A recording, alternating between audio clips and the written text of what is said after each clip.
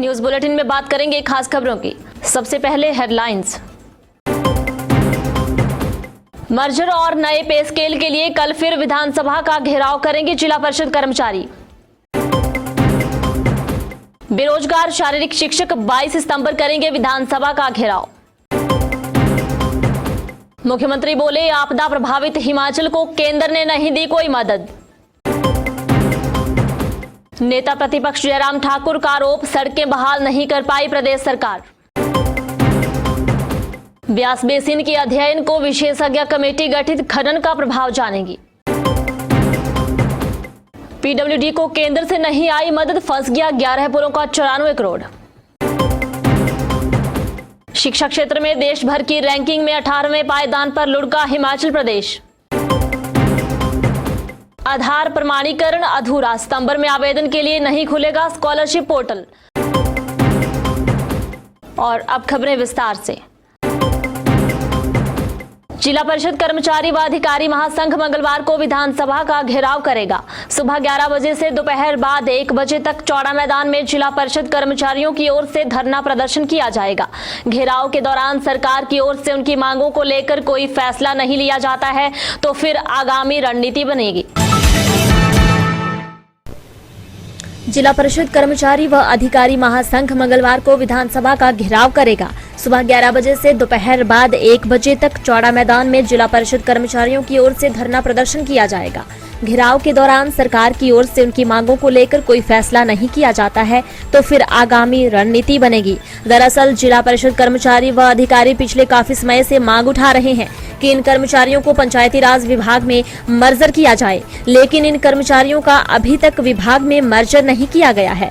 वहीं दूसरी ओर इन कर्मचारियों को सरकार की ओर से अब स्टेट काडर में डाल दिया गया है, जबकि कर्मचारियों की मांग थी कि मर्जर के बाद ही जिला परिषद कर्मचारियों व अधिकारियों को स्टेट काडर में डाला जाए। ऐसे में जिला परिषद काडर के कर्मचारी व अधिकारी सरकार व विभाग से नाराज हैं।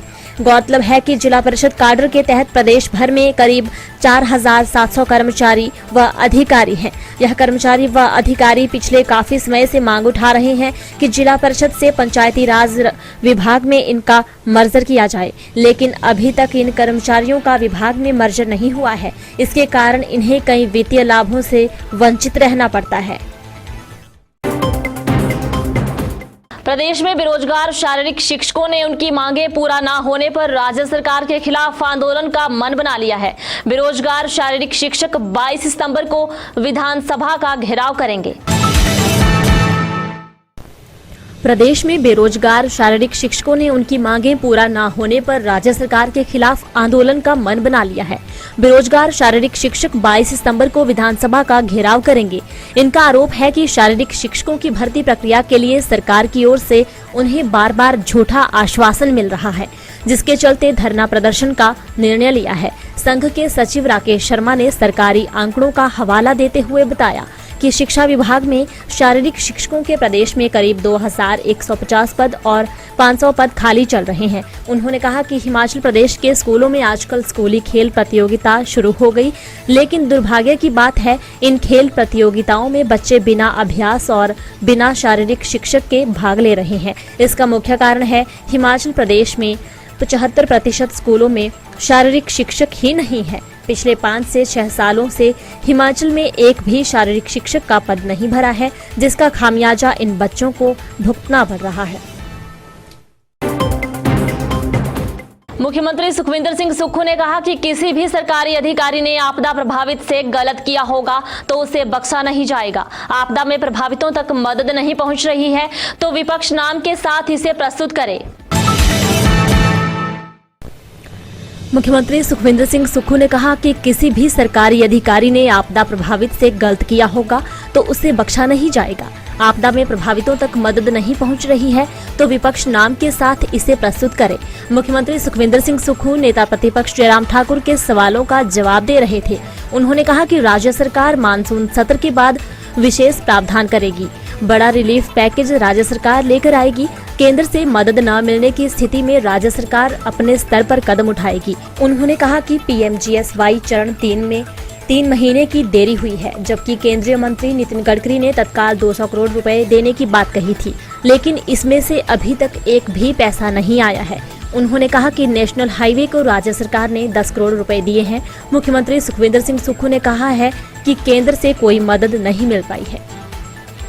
अब आपको मैं एक और बात बताना चाह रहा हूं कि नेशनल डिजास्टर क्या होता है, डिजास्टर क्या होता है। भाई आप सीधा बोलिए कि हम नहीं कर सकते हैं, आपकी मदद नहीं कर सकते हैं, हमको राजनीति करनी है, हमको दिल्ली जाने से डर लगता है, हम बात ही भी नहीं कर सकते हैं।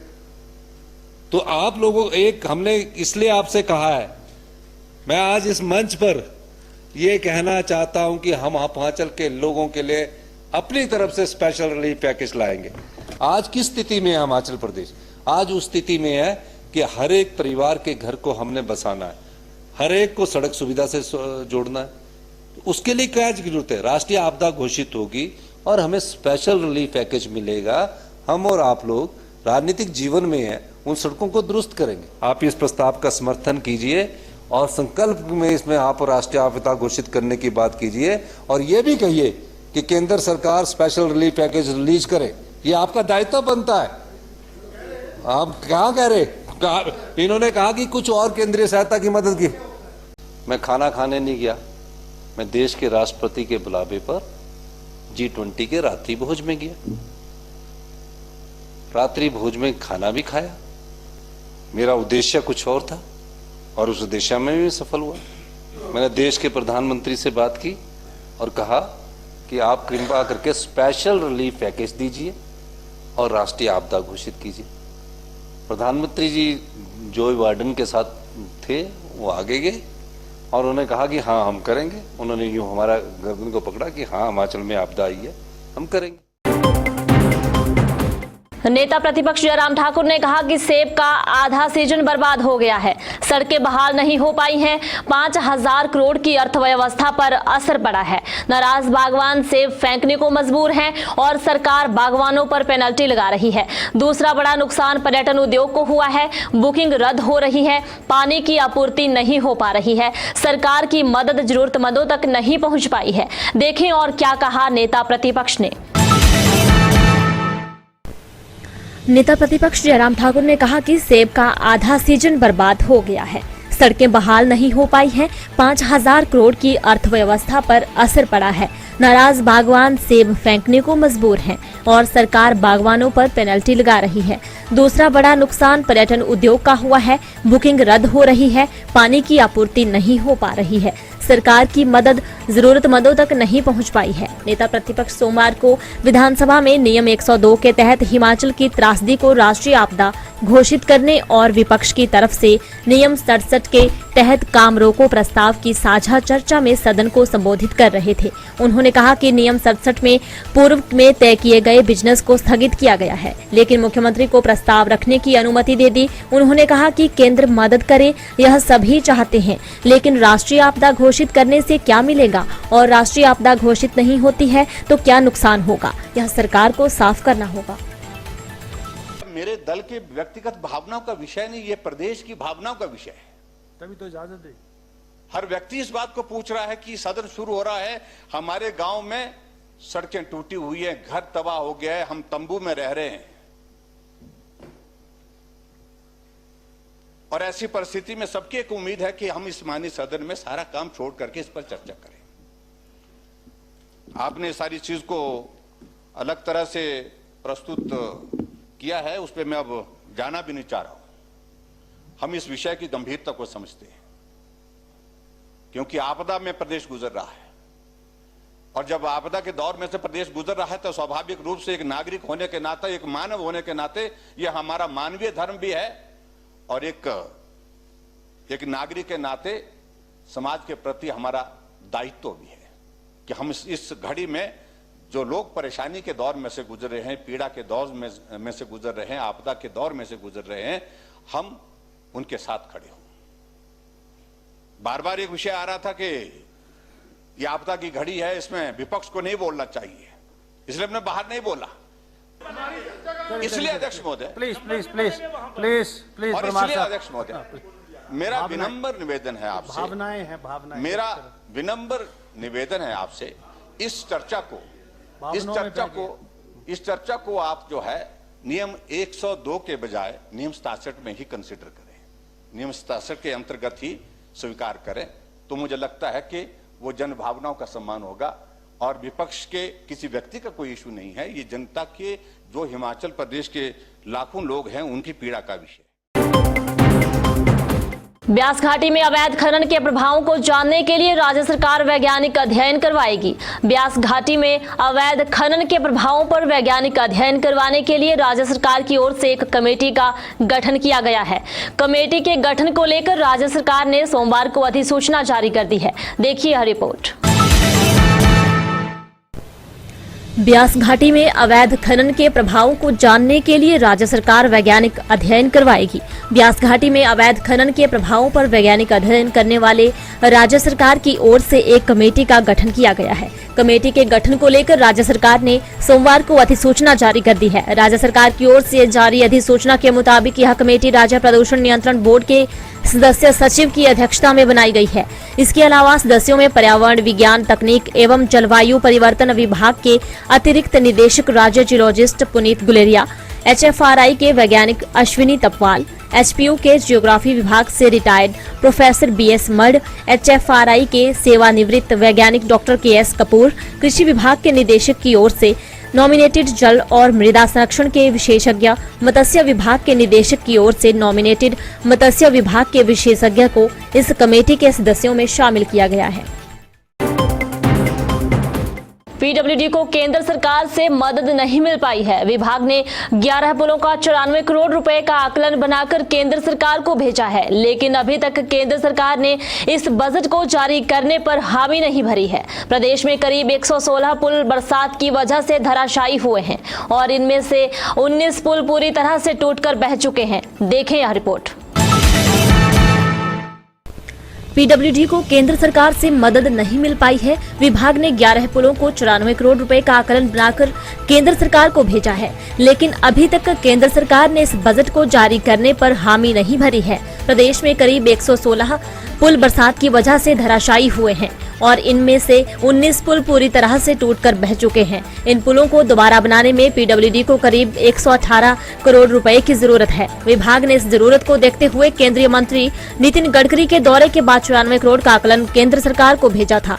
यह मदद सेतु बंधन भारत योजना में मंजूर किया जाना था, लेकिन अभी तक विभाग को इस संबंध में NOC नहीं मिल पाई है और इस वजह से निर्माण भी शुरू नहीं हो पा रहा है। मानसून में प्रदेश के राज्य उच्च मार्गों को हुए नुकसान की भी एक अलग से रिपोर्ट विभाग ने केंद्र सरकार को सौंपी है। इस रिपोर्ट में 272 करोड़ रुपए का नुकसान का अनुमान लगाया गया है, लेकिन अभी इस धनराशि को लेकर भी केंद्र सरकार से कोई स्थिति साफ नहीं की है। शिक्षा विभाग ने शिक्षा की रैंकिंग में प्रदेश को आगे ले जाने के लिए कसरत शुरू कर दी है। इसमें शिक्षकों की ट्रेनिंग के अलावा इंफ्रास्ट्रक्चर में सुधार सहित विभिन्न गतिविधियां शामिल रहेंगी। वर्ष 2022 परफॉर्मेंस ग्रेडिंग इंडेक्स सर्वे की रिपोर्ट के मुताबिक हिमाचल शिक्षा के क्षेत्र में हुए रैंकिंग में पिछड़ा है। शिक्षा विभाग ने शिक्षा की रैंकिंग में प्रदेश को आगे ले जाने के लिए कसरत शुरू कर दी है। इसमें शिक्षकों की ट्रेनिंग के अलावा इंफ्रास्ट्रक्चर में सुधार सहित विभिन्न गतिविधियां शामिल रहेंगी। वर्ष 2022 परफॉर्मेंस ग्रेडिंग इंडेक्स सर्वे की रिपोर्ट के मुताबिक हिमाचल शिक्षा के क्षेत्र में हुए रैंकिंग में पिछड़ा है।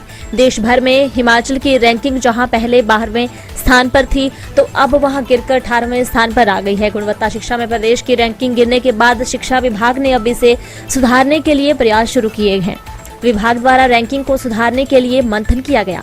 इसके बाद अब आगामी दिनों में शिक्षकों को जहां ट्रेनिंग दी जाएगी, वहीं शिक्षण संस्थानों में रह गई कमियों को पूरा कर प्रदेश को रैंकिंग को अच्छा स्थान दिलाने का विभाग का लक्ष्य है।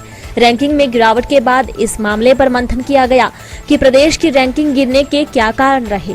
अब कारण मिलने के बाद उनमें सुधार के लिए प्रयास किए जा रहे हैं।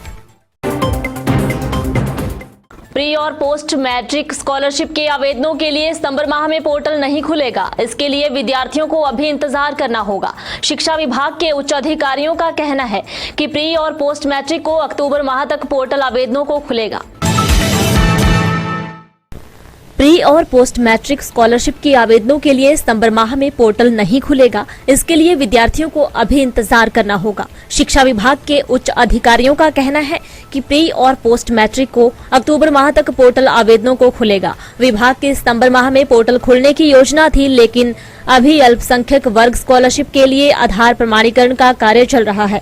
1 अगस्त से पूरे प्रदेश के विद्यार्थियों के आधार प्रमाणीकरण के लिए प्रक्रिया शुरू की गई थी। इसकी तिथि भी विभाग ने बढ़ाई थी, लेकिन अभी बाहरी राज्यों से शिक्षा ग्रहण कर रहे कुछ विद्यार्थियों का आधार प्रमाणीकरण शेष है। इसके पूरा होने के बाद ही प्री और पोस्ट मैट्रिक स्कॉलरशिप के लिए पोर्टल खुलेगा। शिक्षा विभाग द्वारा प्री और पोस्ट मैट्रिक स्कॉलरशिप स्कीम के अंतर्गत शैक्षणिक सत्र 2023-24 के लिए आवेदन लिए जाने हैं। गौर हो कि गत दिनों शिक्षा निदेशालय ने इस स्कीम का लाभ लेने वाले विद्यार्थियों के सभी प्रमाण पत्र अभी से तैयार रखने के निर्देश दिए थे, ताकि बाद में आवेदन के लिए कोई परेशानी ना हो। चलते चलते में कुछ और बड़ी खबरें।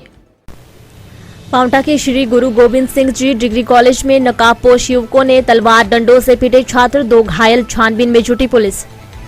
मणिमहेश श्रद्धालुओं की सेवा को HRTC तैयार, राधाष्टमी पर शाही स्नान को लेकर ऑन डिमांड दौड़ेंगी बसें। टैक्स बढ़ाने पर परवाणु बैरियर पर पंजाब, हरियाणा, चंडीगढ़ के टैक्सी ऑपरेटरों ने बोला हल्ला, कहा मांगे न मानी तो सील करेंगे बॉर्डर। शिमला से 1.42 करोड़ पेटी से बाहरी राज्यों को सप्लाई, पुलिस कंट्रोल रूम में 14,292 वाहनों का पंजीकरण।